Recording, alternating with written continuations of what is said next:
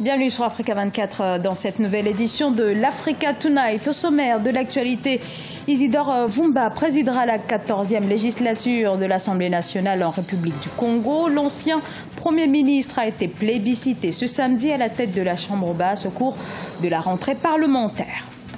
Les Tunisiens de plus en plus endettés, la somme globale dépasse désormais les 20 milliards de dinars de crédit accordés aux ménages, soit le double du montant d'il y a à peine 7 ans. Les autorités nigérianes déclarent la guerre au sac plastique depuis le 16 août. Le gouvernement en a interdit l'importation, une mesure plus qu'attendue 3 ans après le vote d'une loi en ce sens. Les 151 députés de l'Assemblée nationale ont fait leur rentrée ce samedi en République du Congo. Il s'agit de la session parlementaire inaugurale au cours de laquelle Isidore Vumba a été élu président de l'Assemblée. Isidore Vumba, membre du Parti congolais du travail et proche du chef de l'État Denis Sassou Nguesso. Reportage d'Eva Pansou. Les 151 députés issus des élections législatives du 16 juillet pour le premier tour et du 30 juillet pour le second ont effectué leur rentrée parlementaire ce samedi 19 août 2017 au Palais des Congrès. Sous la présidence de Isidore Vumba, élu à cette occasion nouveau président de l'Assemblée nationale, les élus qui ont découvert l'hémicycle ont éprouvé une grande fierté. Je suis très heureuse de pouvoir découvrir un métier qui m'a toujours impressionnée et qui m'a toujours plu.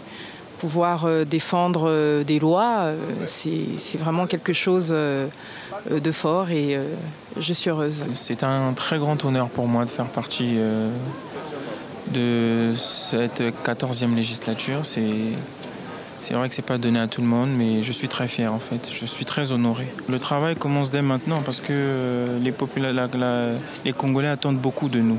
La rentrée parlementaire des députés de la 14e législature a été présidée par l'ancien Premier ministre Clément Mwamba en sa qualité de doyen d'âge, accompagné des 2 plus jeunes élus. Conscients de la responsabilité qui leur incombe, certains députés ont assuré de renvoyer l'ascenseur au peuple qui les a portés à l'hémicycle. La population attend de nous que nous soyons leur véritable porte-parole pour toutes les questions qui regardent leur bien-être, qui regardent leur santé, qui regardent leur scolarisation, qui regarde tous les problèmes de la vie quotidienne. On aura désormais ce privilège de parler, de mettre en place tout ce qu'on a promis aux populations, c'est-à-dire de défendre leurs intérêts au niveau de l'Assemblée nationale et faire en sorte que le budget du pays puisse prendre en compte tous ces problèmes. Notons qu'au moment de la rentrée parlementaire des députés de la 14e législature, 40 plaintes sont encore en suspens à la Cour constitutionnelle. Par ailleurs, 8 députés de certaines circonscriptions du département du Poul avaient été reconduits suite à l'insécurité dans cette partie du pays qui n'a pas été favorable à la tenue d'une élection. Ils siégeront à l'Assemblée nationale jusqu'à l'organisation du scrutin dans ces circonscriptions. Dans l'actualité également, les Togolais sous le choc après les affrontements entre manifestants et forces de l'ordre ce samedi à Lomé, Agné-Kara et Sokodé. À Sokodé, au nord de la capitale où l'on dénombre 2 victimes, les manifestants marchaient notamment pour le retour à la Constitution de 1992 et le vote de la diaspora. Sur place, le calme revient peu à peu. Les activités économiques ont repris, la circulation est devenue normale, mais les forces de l'ordre demeurent sur le qui-vive. Écoutez ces quelques réactions d'habitants de Lomé. Non, à Goya, c'est bon, pratiquement, on n'a rien remarqué. Tout est calme, les militaires sont en train de faire les parades. L'armée est pour le gouvernement, comme eux. Non, ça ne se fait pas. Une partie va prendre le pouvoir pendant 50 ans. On dit ça, c'est suffisant. Ils n'ont qu'à céder le passage. Ils n'ont qu'à nous donner la liberté au moins une seule journée. 48 heures sont 12 heures pour la marche. Et nous qui sommes Nous ne sommes pas d'accord avec ce que les forces de l'ordre ont fait samedi. Parce que si dans un pays ça ne va pas, il faut que la population manifeste sa voix pour que le président de la République sache que ça ne va pas. Mais au Togo, chaque fois que l'on veut sortir pour exprimer son avis, les forces de l'ordre répriment. Cela ne nous plaît pas. Des propos recueillis par MFA Kofi, notre correspondante au Togo. Officiellement en repos médical en Grande-Bretagne, le président nigérian Muhammadu Buhari, 74 ans, est rentré ce samedi dans son pays après plus de 3 mois d'absence, une période durant laquelle le tabou autour de sa santé a laissé libre cours aux spéculations sur sa capacité à poursuivre sa présidence. Les précisions de Siamleo Victoria Sedji.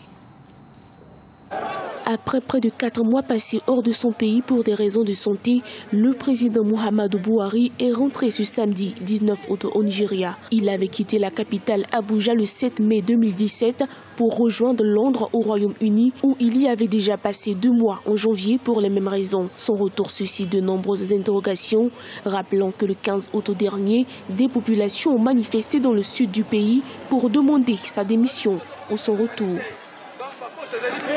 Son absence avait fait planer la hantise d'avoir à choisir une nouvelle direction politique.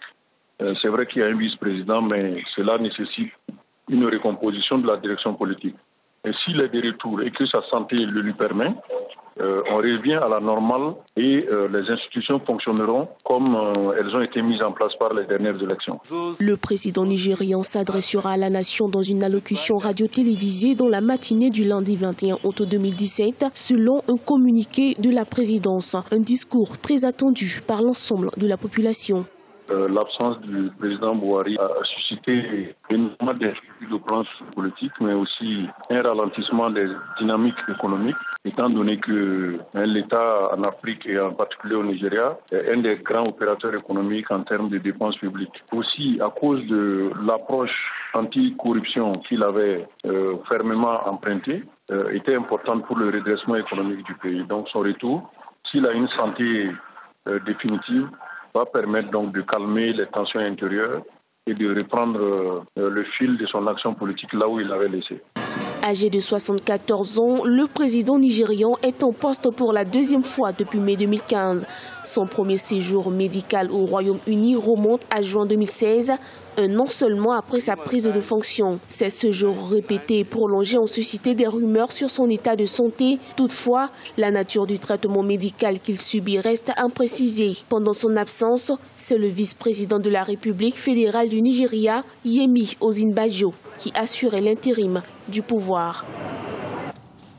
Les crédits à la consommation sont en constante augmentation en Tunisie. Les chiffres sont alarmants. Plus de 20 milliards de dinars de crédits contractés par des centaines de milliers de familles auprès de leur banque, mais pas seulement. C'est ce que vous allez découvrir dans ce sujet de Sharon Kamara. Les ménages tunisiens sont de plus en plus endettés. Depuis 2010, le montant de l'endettement des Tunisiens a doublé pour atteindre en 2017 plus de 20 milliards de dinars pour 800 familles ayant contracté des prêts auprès de la banque. Alors que le montant des endettements augmente chaque année de 17%, la Tunisie doit faire face à un autre fléau, les crédits non remboursés ou en litige, qui représentaient en 2016 800 millions de dinars. Les Tunisiens doivent rationaliser leurs dépenses pour ne pas recourir à l'endettement, car malgré leur faible montant, les crédits à la consommation sont en augmentation constante.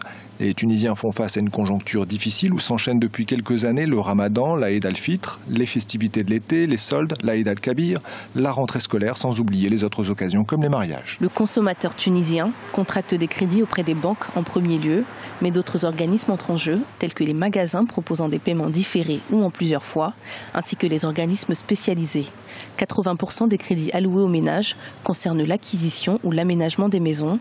Viennent ensuite les crédits automobiles et les prêts étudiants. La croissance de l'endettement est due à la baisse du pouvoir d'achat et à l'inflation de certains produits, dont les produits alimentaires et l'habillement. Depuis sa révolution en 2010-2011, c'est qu'il a la démocratie, il y a une liberté totale d'expression, mais d'un autre côté, il ne crée plus de richesse. Nous ne sommes pas un pays entièrement libéral, donc le gouvernement, qui est la partie exécutive du pouvoir, est responsable de l'initiation de la croissance. Et là, on constate que le gouvernement n'a strictement donné aucune vision claire sur la croissance. Une situation alarmante du côté du gouvernement, puisque l'État doit lui-même faire face à un taux d'endettement de plus de 75% et à un budget de fonctionnement qui ne cesse d'augmenter.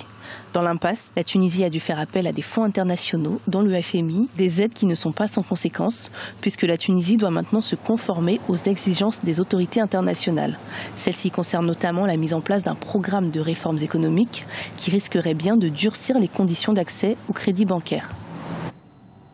La bataille écologique est bel et bien engagée au Niger. Comme au Maroc ou encore en Tunisie, les autorités de ce pays prennent à bras-le-corps la problématique environnementale. L'application de la loi votée en 2014 interdisant la production, l'utilisation et la commercialisation des sachets plastiques est désormais en vigueur. C'est un reportage signé Sadou Alizé Mouktar. Les sachets plastiques déclarés non grata au Niger.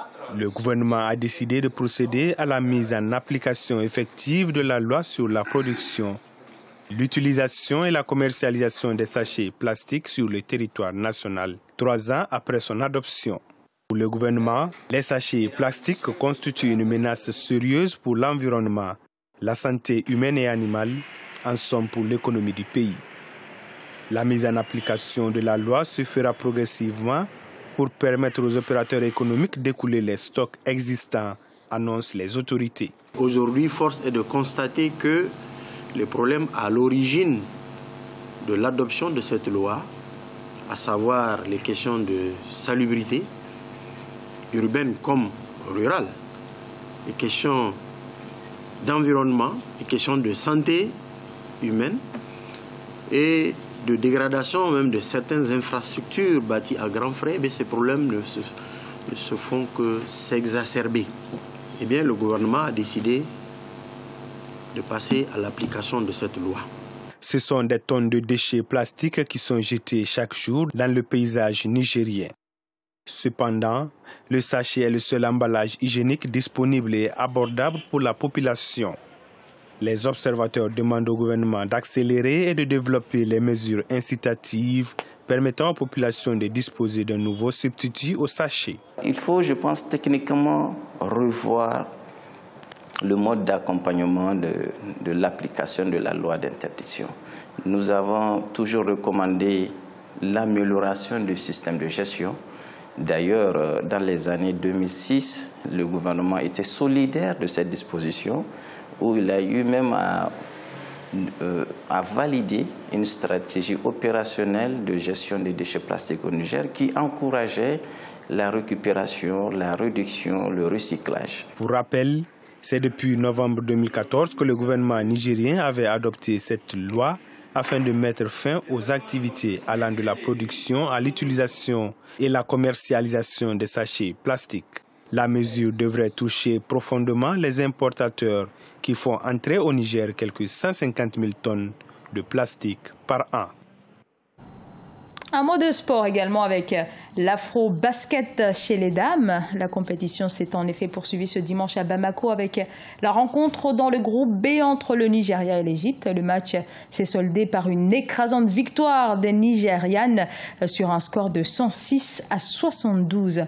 Dans le groupe B toujours, le Mozambique affrontait la Guinée. Le match s'est terminé par la victoire des Mozambicaines sur un score de 88-47 points. Autre match ce dimanche, Angola-Tunisie, et c'est l'Angola qui s'est finalement imposé en 62 points contre 55. Et le Sénégal enfin a signé sa victoire face à la République démocratique du Congo avec 70 points contre 63. Et au niveau du classement, dans le groupe A, c'est l'Angola qui est en tête, l'Angola qui devance la Côte d'Ivoire, le Mali, la Tunisie et le Cameroun. Dans le groupe B, cette fois, c'est le Nigeria qui est en pole position avec 6 points, suivi de très près par le Sénégal. Arrive ensuite l'Égypte et le Mozambique. Ce journal a été réalisé par l'ensemble de la rédaction. Merci à vous de nous avoir suivis. Dans un instant, une nouvelle édition de l'actualité sur Africa 24.